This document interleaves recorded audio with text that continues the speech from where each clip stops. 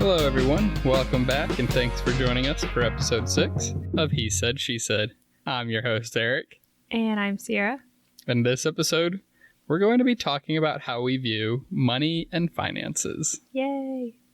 My favorite topic. Yes, you're usually not a fan of whenever I bring it up. But... No, I'm like instantly annoyed. Yeah, so kind of just to start, we'll talk about how we kind of grew up viewing money. So I definitely feel like my family grew up upper middle class. You know, we always had food on the table. We had a pretty decent house. Mm-hmm. We usually went on a vacation here and there. And a big thing is me and both my brothers, we all played travel sports. Yeah. And I know that's super expensive. Yeah, jeez. And Yeah. There's 3 of you. Yeah. And your parents played sports too. Yeah, they did. They played up until they moved to Texas. Yeah. So like in their, late 40s? Yep. Yeah. Yeah, they played in over 40 leagues. Yeah. And, So yeah. that's a ton of time and money. Oh, yeah. But growing up, kind of viewing money, it's like never kind of truly learned about money and finances. It's like, you know, I got the basics. You know, you go get a job, you make some money, you pay your taxes, and you pay your bills, but nothing outside of that. Mm. And I feel like, you know, hindsight's 2020. If I would have knew a lot back then and carried it with me, things would be a lot different. But yeah, it's like I just remember Dad would pay bills or write checks to pay bills because, you know, everything was not always online. Yeah. But beyond that, like I said, I never really learned about leverage and investing and all these other great things I wish I had learned. Yeah. And, you know, you don't have to go to college. That's, I think, a big one with Yeah. our generation. We were kind of thought we had to go to college, and Mm-hmm. now we're literally paying for it. So Yeah, and college is super expensive nowadays, and it just keeps getting more and more expensive. Mm-hmm. So what about you? I don't know. I would say middle class.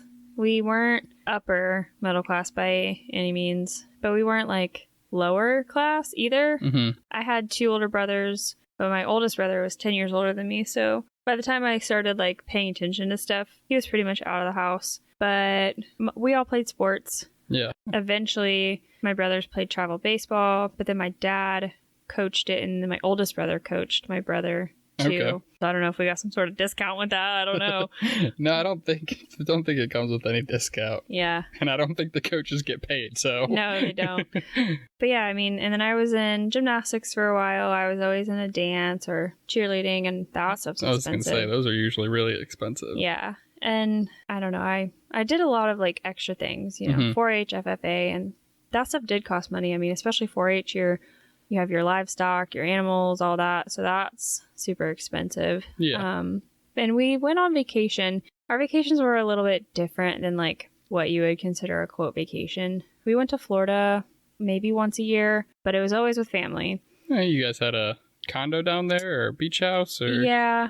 But like I said, it was kind of just, it was always with family. Yeah. And it was always pretty much the same spot, Mhm. obviously. But then our other quote vacations would be going to like Mississippi to see my family, and we used to go to amusement parks a lot. Like, Well, I mean, the amusement parks, I'd consider that a vacation, but I mean. yeah, but it took us like an hour to get there, Yeah. and it would be like a day. So it was like a Oh, okay. quick. So it wasn't like a. It wasn't like our 5-day Universal Yeah, that we okay. go to. But no, we went to Kings Island, Ohio.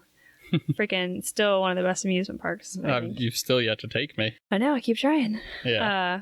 But yeah, so, and I mean, we never like, I guess, struggled, but we were never like above and beyond. Mm-hmm. We would go to like Goodwill. You know, not everything we bought was from Goodwill, Right. but it was just kind of more of like a thrifting thing, which is now popular. But, you know, back when I was going, I could have died if somebody saw me going in. But, and yeah, I mean, I always got like brand new school clothes, Mm-hmm. but usually I can't remember how old I was when I started buying my own school clothes. What? Is that weird? Yeah, I mean, a little bit. Oh, I well, don't think I ever bought my own school clothes. yeah, I wanted to just so I could get what I wanted. Ah. But so like I would sell my 4-H animals, which one pig would usually bring around $500. And I then, mean, that's kind of a lot of money. yeah. And then I would sell the girl pig outside of the 4-H fair because you weren't allowed to sell the gilts at the 4-H fair. Oh. You could only sell the barrow, which is a boy.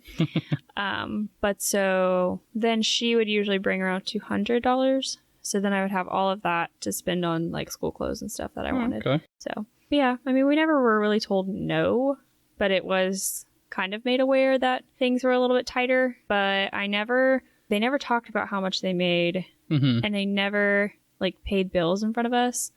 And they never talked to us about money either. Yeah. So, like I say, I think that's kind of common. And I think as Alaric grows up, I think we should be open with him about money. But how do you view money now? You want me to go first or you want to go first? Okay, I'll go first because I feel like I'm going to be longer and you like to cut me You're off. going to be longer? Oh, man. Yeah, maybe not. I'm sure as you guys know now, listening to us, a little bit of a free spirit, modern hippie, I guess. So I think money is fake. I mean, it is. It literally is. I mean, banks don't have enough money. To a point. No, it is. Banks do not have enough money to cover what's in your bank account or everyone's bank account that they have in that bank. There's not a physical drawer or closet that all this money is stacked up in. It's fake. It's literally a number that you're supposedly guaranteed by putting in all of these work hours and doing a service for someone that's higher up than you. Half the time you don't even realize who actually is your top boss.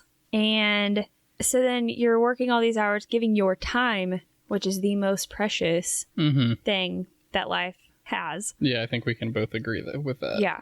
So you're giving your time for not even a guarantee of money. And the scary thing is, if everything goes digital, you don't have anything. If it shuts down, if they decide not to pay you or take away or close all the banks, you don't have anything. And how are you gonna, because before money was a thing, people traded, right? They traded. Yeah, bartered and. Yeah, it sounds funny, like I'll trade you this chicken for that sack of potatoes, but that's how it was. And because you're gaining something with actual value, money is so made up. Someone literally said, here is a piece of paper that I am deeming as valuable. Well, it's because it was easier, right? Because everything before used to be precious metals, silver, gold, copper, bronze, all that.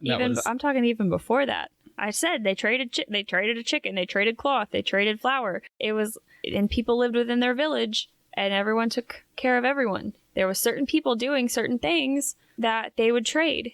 Someone had a skill at something, and then they would trade their skill for food, or they would trade their skill for another skill. So I'm reading the 5th Agreement. It's a series, second book to the 4 Agreements. Never heard of either of them. Well, it's very popular actually. But it's saying that even with words, someone came out and said, this is a book. And we believe that it's a book because we are being told at a young age that it's a book. So us starting out as kids when money was well into the cash society and we were already programmed that this is valuable, that's why we believe it. But if we had never been told this is $1, this is worth $1, it would mean nothing.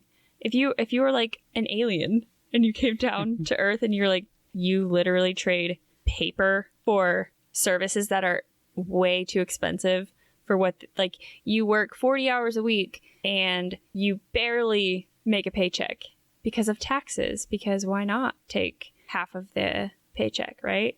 Yeah. See, I could go on forever. It's fake. Nah. It's such a broken system, and it's broken for middle class. Yeah, I will say that. Middle class is probably the worst. Yeah, because middle class funds the lower class who are living off the government, living off the taxpayers' dime, but then we're also working for the upper class who get to pay us whatever they decide because they know that our time is valuable, but we're going to have to take whatever pay they give us because everything's so expensive, and we have this mindset that we have to work to live, and that's such crap. We do not have to work to live. And I cannot tell you how many times I've told Eric this, and Everyone looks at me like I'm crazy. Your dad looks at me like I'm crazy. But like, you're not put on this earth to work to live. I hate it. I know, and I feel like the sooner that you realize that you need money to do all these things that you want to do. I literally don't want to do anything. But you want to just, go out and kind of be free and have all this free time. I want to go out and I want to be free as far as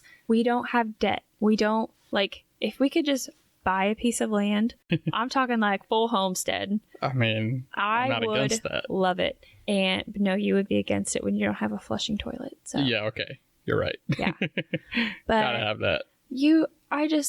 Time is so precious and life is so precious. And I think it's BS that we work until we're at minimum 65 when we're already tired. We're drained from life. We're beaten down. Yeah. And then we get to retire. And that's even stressful because the retirement is getting less and less. Mm-hmm. I definitely feel like the system is broken there. Yeah. Because, you're working in, your key years that you could be living. Yes. And that's what I'm saying. By the time you can retire, you're too old to really do anything. Yeah. And a lot of people start developing medical problems at that age. Mm-hmm. And you're tired. You don't want to, it's time to rest. And thankfully, a lot of people do sometimes get to rest at that point. But what if you're middle class or lower middle class? You're still working. Yeah. Or you don't, like my dad, you don't necessarily have to work anymore, but I feel like for so long. Yeah, you've done it for so long and you've been worried about money kind of your whole life. And so you just can't stop. You can't stop worrying about it. Yeah.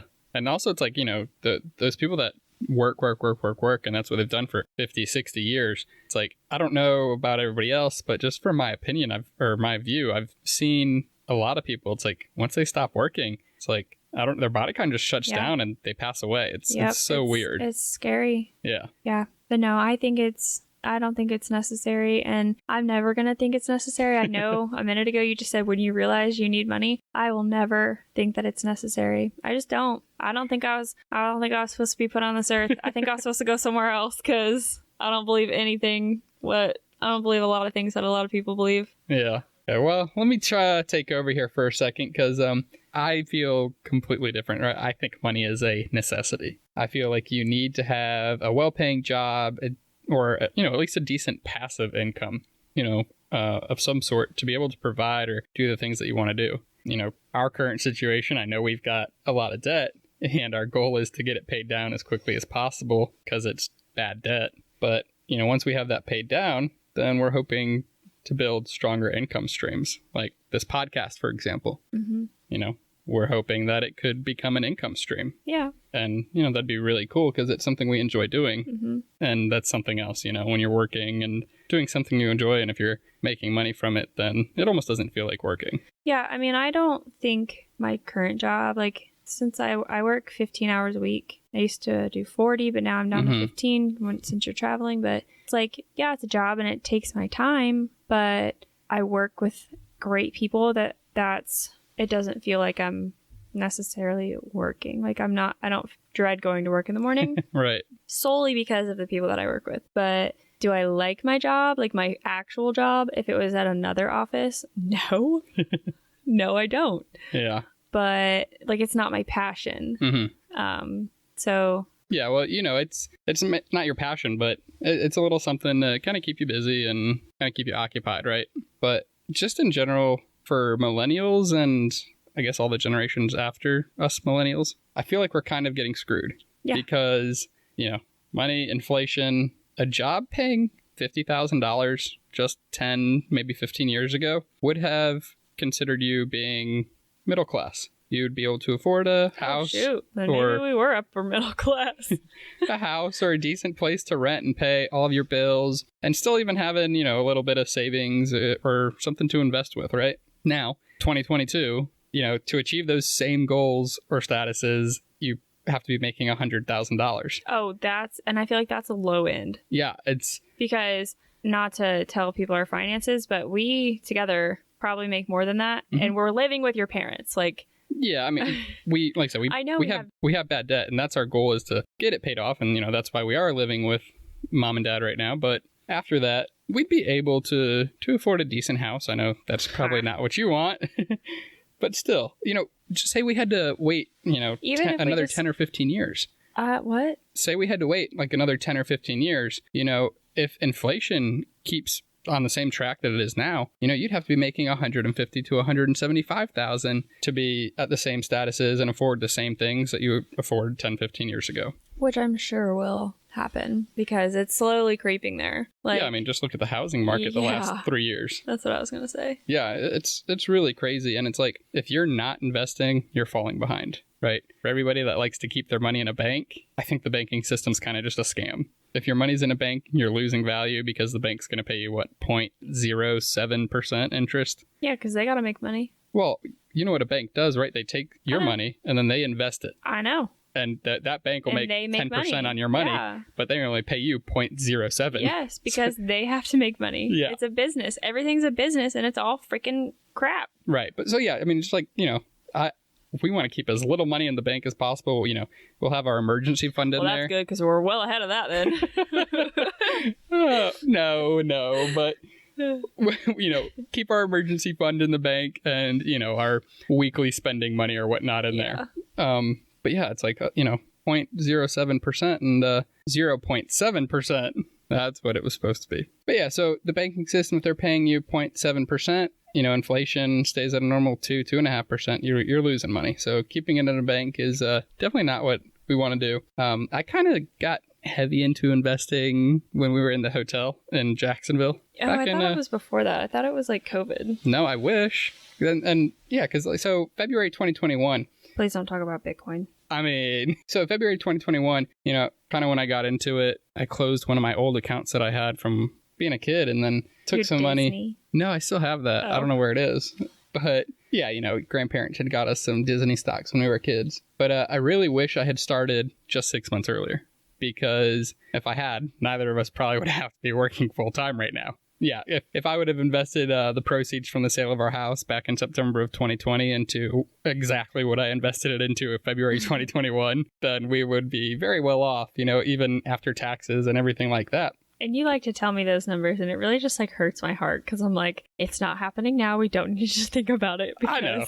But yeah, and then it's like, you reinvest money, and, the big thing is being able to make money work for you. Because if you can have a passive income or have money working for you, then you can have all your freedom. The key in this economy is finding ways to make money work for you and creating that passive income and have assets. And that's how the rich stay rich. Exactly. Have assets that pay for your liabilities. Then you'll find the way to get the most important and valuable thing back, which is your time. Yeah, but it's hard to get out of the upper middle class or middle class because they make it seem impossible. Like you have to keep working and But so that's why the rich stay rich, because they start out that way.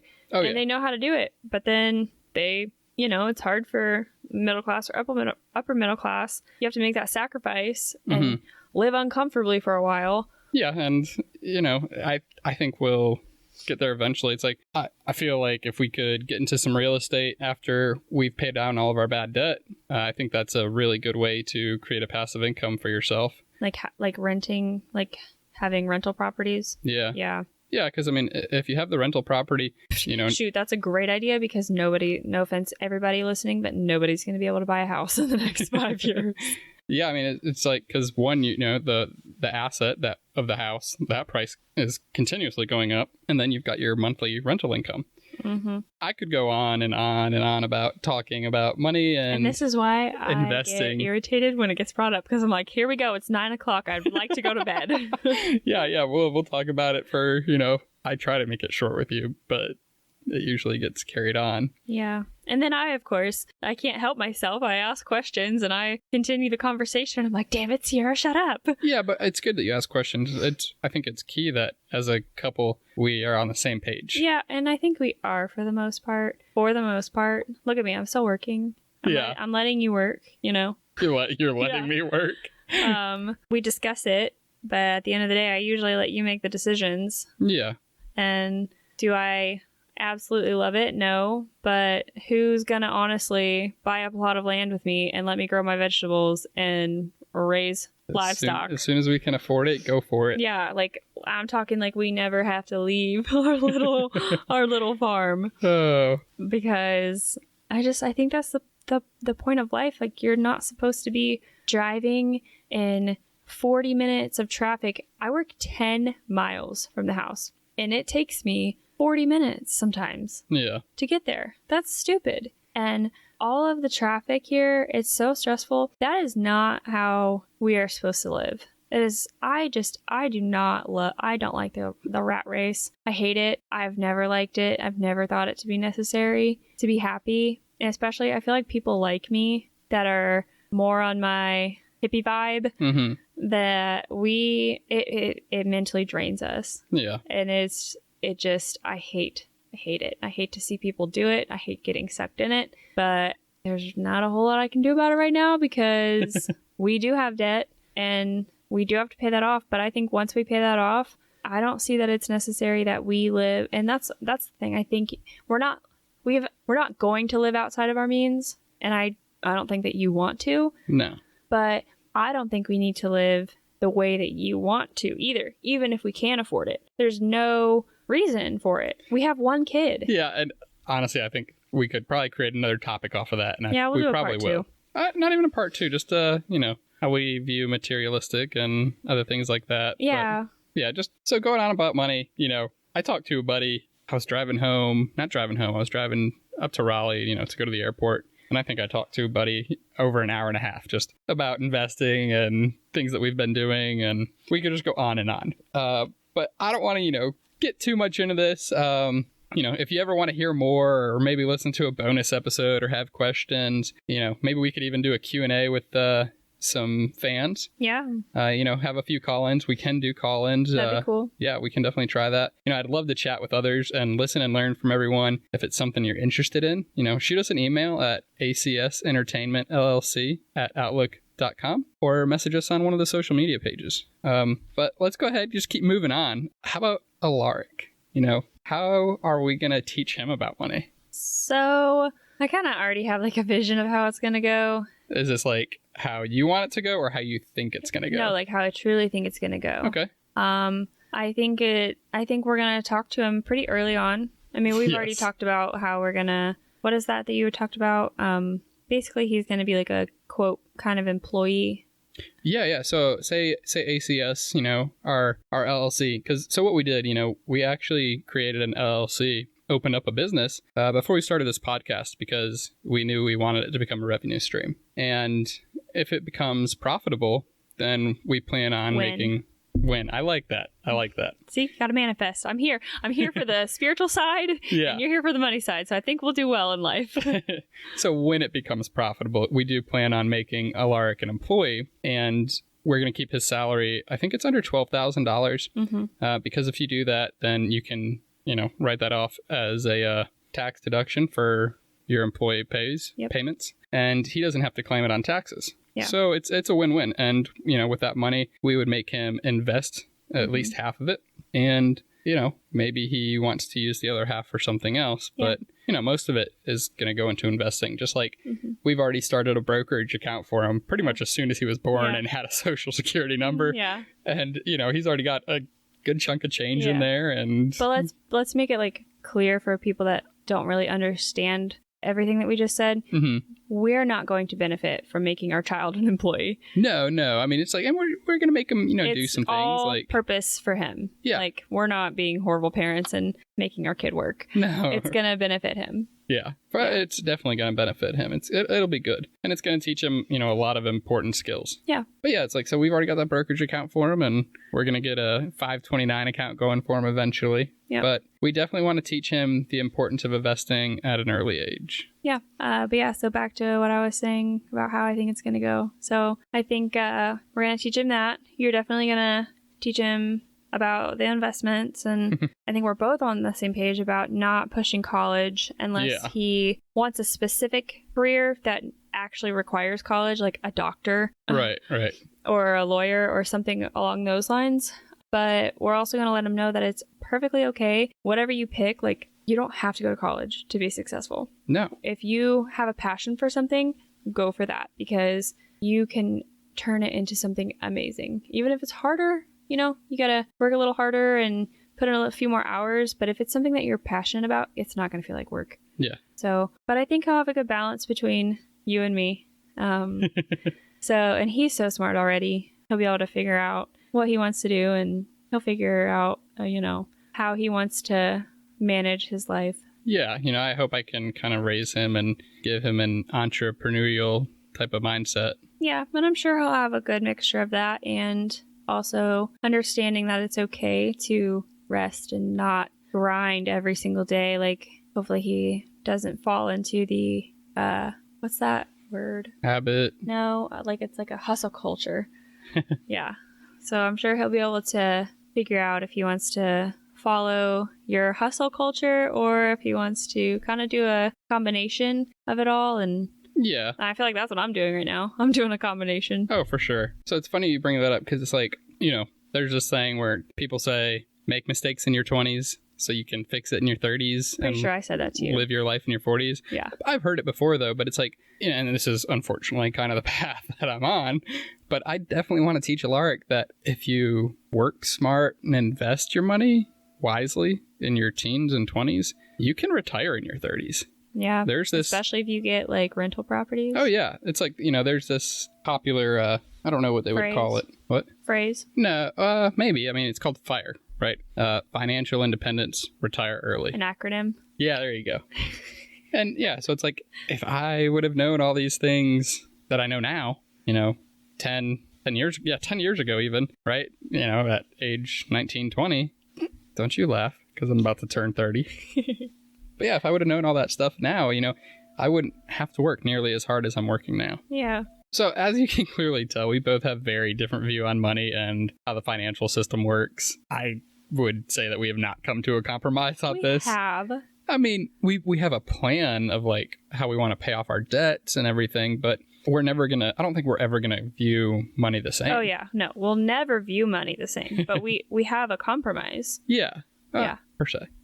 You don't think so? I mean, something like that. I don't think we have a compromise. How? I think we just have a plan. No, I feel like that's a compromise because I'm working, you're working. Will I continue to push for a reasonable house? Like I said, we have one kid and we're going to potentially keep it that way unless we adopt a kid. Mm-hmm. We're not getting into all that. But at this point, we are only going to have Alaric. So we don't need a giant house. We don't need a 3,000 square foot house. I mean, that's just more crap for me to clean.